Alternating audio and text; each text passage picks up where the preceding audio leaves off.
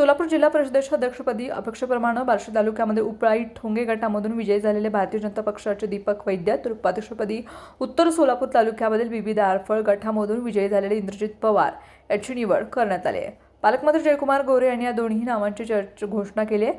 ही निवड 1.25 वर्षासाठी असणार आहे। पालकमंत्री गोरे यांनी भारतीय जनता पक्षाच्या जिल्हा परिषद सदस्यांच्या उपस्थितीमध्ये शहरामधील बालाजी सरोवर येथे बैठक झाली। त्या बैठकीमध्ये वैद्य आणि पवार यांची नावे निश्चित करण्यात आली आहेत। वैद्य यांच्या रूपाने बार्शी तालुक्यामध्ये 65 वर्षानंतर प्रथमच जिल्हा परिषद अध्यक्षपद हे मिळाले। तर वैद्य आणि पवार यांनी अनुक्रमे अध्यक्ष आणि उपाध्यक्ष पदासाठी अर्ज दाखल केलेत। विरोधी पक्षामध्ये संख्याबळ पाहता त्यांची बिनविरोध निवडीची शक्यता आहे। सोलापूर जिल्हा परिषदेच्या 68 जागांपैकी भारतीय जनता पक्षाने सर्वाधिक 38 जागा जिंकून ऐतिहासिक विजय मिळवला होता। त्यामुळे जिल्हा परिषदेचा भाजपचा पहिला अध्यक्ष कोण होणार याची प्रचंड उत्सुकता होती। झेडपी अध्यक्षपद हे ओबीसी प्रवर्गासाठी राखीव होतं, त्यासाठी बार्शीचे दीपक वैद्य यांचं नाव निश्चित होतं, मात्र उपाध्यक्ष पदाची उत्सुकता होती। जिल्हा परिषद अध्यक्षपदासाठी भाजपकडून धनगर समाजाला प्राधान्य दिल्यानंतर सामाजिक समतोल साधण्यासाठी उपाध्यक्षपदी मराठा समाजाच्या इंद्रजित पवार यांना संधी देण्यात आली आहे।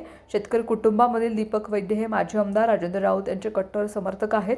वैद्य हे प्रथमच जिल्हा परिषदेवरती निवडून आले असून त्यांना थेट अध्यक्षपदाची संधी मिळाली। इतिहासात प्रथमच मिनी मंत्रालयाच्या अध्यक्षपदाची जबाबदारी बार्शी तालुक्याकडे गेले। त्याला माजी आमदार राऊत यांनी बाजार समिती, नगरपालिका आणि त्यानंतर पंचायत समिती, जिल्हा परिषदेमधील 100% भाजप ही कामगिरी कारणीभूत ठरले। भाजपचे प्रांतिक सदस्य शहाजी पवार यांनी जोरदार फिल्डिंग लावत उपाध्यक्षपद हे उत्तर सोलापूरकडे खेचून आणलंय।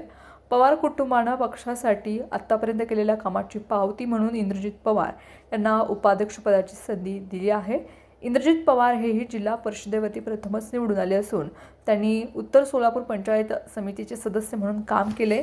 पवार कुटुंबास राजकीय पार्श्वभूमी आहे।